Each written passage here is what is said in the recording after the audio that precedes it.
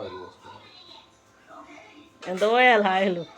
మీకు సరిపోయేంత ఆయిల్ పోసుకోవాలి. ఆ తర్వాత ఏమేస్తావు? ఏం చేస్తున్నావు?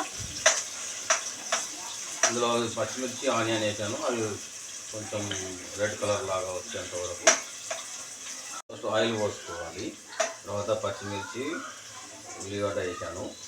అది కొంచెం బ్రౌన్ కలర్ వచ్చేంత వరకు వేపాలి. ఇప్పుడు అల్లం వెల్లిగడ్డ వేసేయాలి. ఇంకా మిక్స్ చేసుకోవాలి.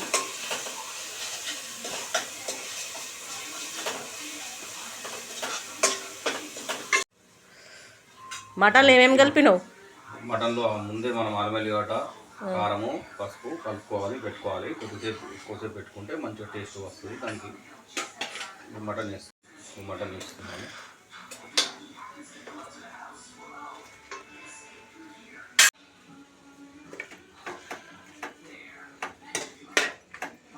పెట్టేసుకోవాలి 5 minutes. ఏం వేస్తున్నావు మరి? టమాటా వేయాలి.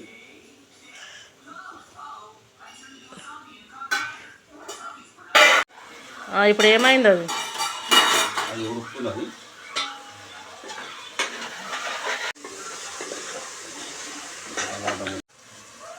ఉప్పు మనకు సరిపోయేంత వేసుకోవాలి.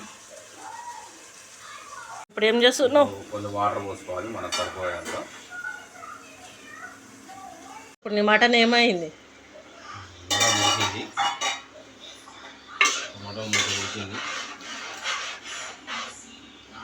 ఇందులో ధనియాల పొడి మసాలా వేయాలి.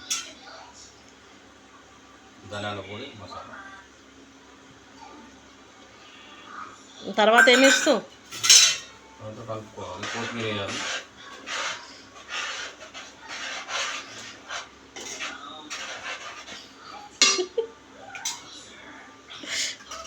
తర్వాత కొత్తిమీర.